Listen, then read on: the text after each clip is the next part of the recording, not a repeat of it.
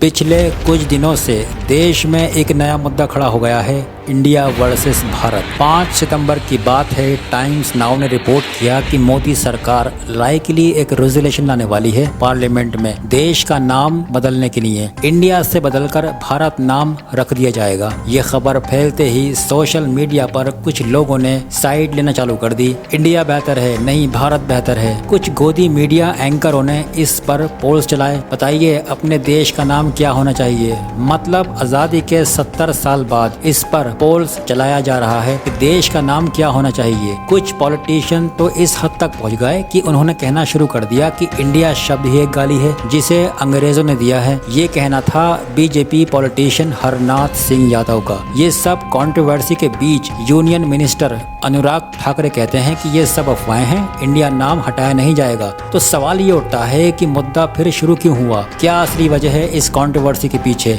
और इंडिया को भारत से लड़वाने का काम क्यों किया जा रहा है। आइए समझते हैं आज की इस वीडियो में। एक बड़ी खबर आपको बता दें कि भारत और इंडिया में क्या फर्क और क्या समानता है। Can you challenge India? क्या भारत का नाम बीजेपी रखेंगे? आपको बोलना है वोट फॉर इंडिया बोलेंगे। गोदी मीडिया अगर नहीं है तो ऐसे मुद्दे हवा हो गए होते, उड़ गए होते। सबसे पहले एक चीज क्लियर कर लेते हैं कि देश का नाम एक्चुअली में है क्या। हमें यकीन है आप में से सब लोग जानते होंगे, लेकिन अगर कुछ लोगों को डाउट हो रहा है इसमें, तो उनके लिए क्लियर कर लेते हैं। इंडियन कॉन्स्टिट्यूशन के फर्स्ट आर्टिकल की पहली लाइन क्या है। India that is Bharat shall be a union of state. गौर से देखिए कि यहाँ पर क्या लिखा है। इंडिया दैट इज भारत ये लिखा है हमारे कॉन्स्टिट्यूशन के इंग्लिश वर्जन में, लेकिन संविधान का अगर हिंदी वर्जन देखना है तो उसकी पहली लाइन में लिखा है भारत अर्थात इंडिया राज्यों का संघ होगा। अगर आप हमारे कॉन्स्टिट्यूशन का खुद नाम देखो तो इंग्लिश में इसे कहा गया है कॉन्स्टिट्यूशन ऑफ इंडिया और हिंदी में इसे कहा गया है भारत का संविधान। इससे क्या पता चलता है? इससे पता चलता है कि वो महान लोग जिन्होंने हमें आजादी दिलाई, उन्होंने दो नामों का यूज किया है देश के लिए, इंडिया और Bharat.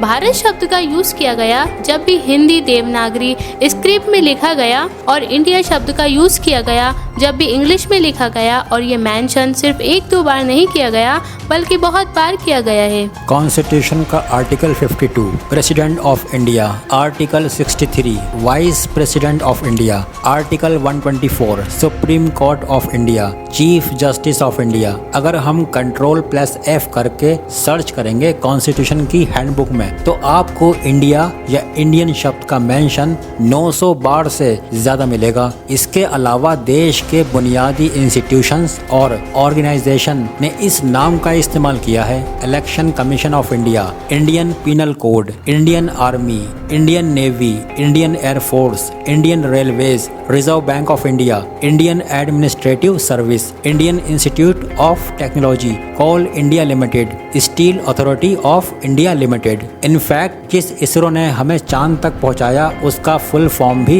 Indian space research organisation है। हमारा इंडियन पासपोर्ट अगर आप देखोगे उसके फ्रंट पेज पर क्या लिखा हुआ है, रिपब्लिक ऑफ इंडिया, और इसके ऊपर क्या लिखा है हिंदी में, भारत गणराज्य। तो ये पैटर्न अब बहुत साफ हो जाना चाहिए आपको कि हमारे देश का नाम जब इंग्लिश में लिखा जाता है इंडिया इस्तेमाल किया जा रहा है, और जब हिंदी में हम लिख रहे हैं तो भारत का यूज कर रहे हैं। अब ऐसे दो अलग अलग भाषाओं में दो अलग अलग नाम का यूज करना कोई अजीब चीज नहीं है।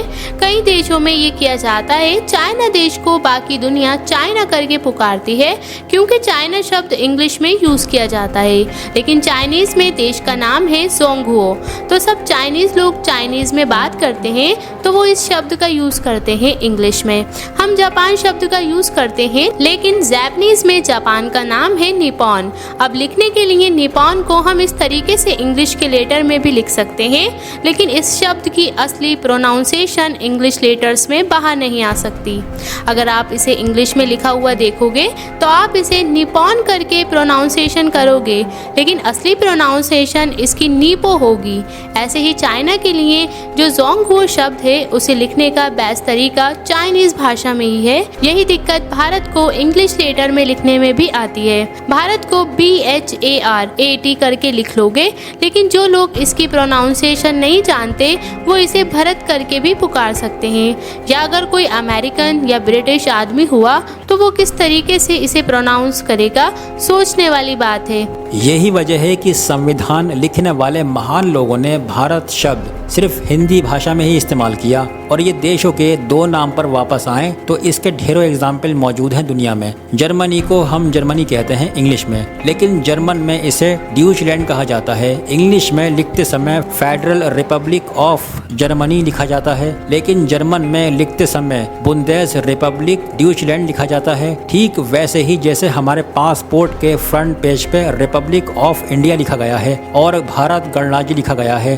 अब इमेजिन करो कि किसी दिन जर्मनी का कोई पॉलिटिशियन खड़े होकर ट्वीट करे, republic of Deutschland, happy and proud that our civilisation is marching ahead boldly. ये देखकर कोई भी आम इंसान जर्मनी में सोचेगा कुछ भी, बस शब्दों की थोड़ी इधर उधर हेरा फेरी करी भाषा में और एकदम से प्राउड फीलिंग आ गई। इसे दो भाषाओं में मिक्स करके बड़ा 30 मारखा बन गया है ये। ऐसे ही कुछ दोस्तों असम के चीफ मिनिस्टर और बीजेपी के पॉलिटिशियन हिमांता बिस्वा शर्मा ने ट्वीट किया, republic of Bharat, happy and proud that our civilisation is marching ahead boldly towards Amritkaal. मतलब इस लॉजिक से हम बोल दें वहाँ भारत गणराज्य लिखा है, अब से इंडिया गणराज्य है। देखो मैंने एक नया फ्रेज इन्वेंट कर दिया फीलिंग प्राउड का, लेकिन जो भी हो मजाक मजाक में सब चलता है, हमें कोई दिक्कत नहीं है। अगर कोई शब्दों की इधर उधर हेरा फेरी कर देता है, किसी को रिपब्लिक ऑफ इंडिया में प्राउड की फीलिंग आ रही है, किसी को रिपब्लिक ऑफ भारत में, किसी को भारत गणराज्य में, चलता है, सबकी अपनी अपनी सोच है।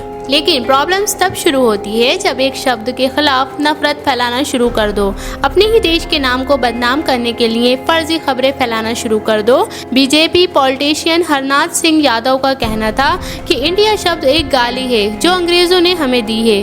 तो ये इंडिया शब्द एक अंग्रेजों के द्वारा दी हुई हमारे लिए गाली है, इसलिए इंडिया शब्द जाना चाहिए। ये कहना कि ये इंडिया शब्द अंग्रेजों ने हमें दिया है, ये सरासर झूठी खबर है जो इनके द्वारा फैलाई जा रही है। इसकी बात हम आगे वीडियो में करेंगे, लेकिन इससे पहले सोच कर देखो जरा ये इंडिया शब्द जो करोड़ों देशवासियों के दिल में बसता है, जिसको लेकर पूरे देश का नाम दुनिया में रोशन हुआ है, जिस नाम पर हमारे फ्रीडम फाइटर्स लड़े और हमें आज़ादी दिलाई, अब अचानक से ये गाली बन गया है इन बीजेपी पॉलिटिशियंस के लिए। क्या प्रधानमंत्री मोदी यहाँ एक्शन लेंगे इस एमपी के खिलाफ?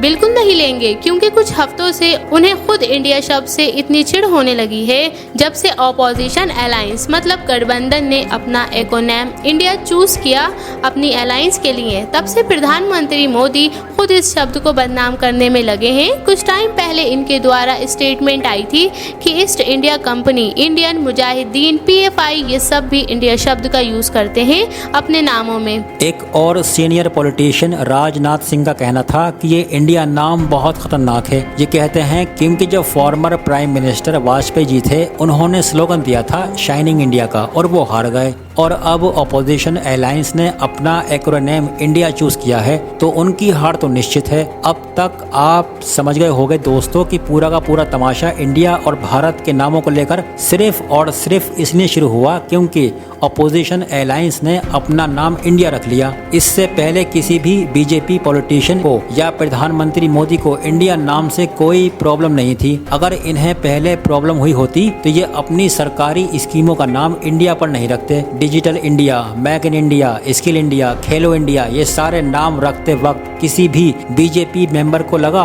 कि ये नाम खतरनाक है या ये नाम एक गाली है? किसी को नहीं लगा। इनफैक्ट 2016 में सुप्रीम कोर्ट में एक PIL फाइल करी गई थी इंडिया नाम को हटाने के लिए। इस वीडियो का सेकंड पार्ट देखने के लिए प्लीज हमारे चैनल को सब्सक्राइब करिए और प्लीज हमारे चैनल को ज्यादा से ज्यादा सपोर्ट करिए ताकि हम मोटिवेट रहें आपके लिए वीडियो बनाने के लिए। अगर आपको हमारी ये इन्फॉर्मेशन पसंद आई हो तो वीडियो को लाइक, शेयर एंड सब्सक्राइब करना ना भूलें। और ऐसे ही जबरदस्त इंटरेस्टिंग नॉलेज के लिए बने रहिए हमारे YouTube channel AK knowledge year पर। तब तक के लिए टेक केयर।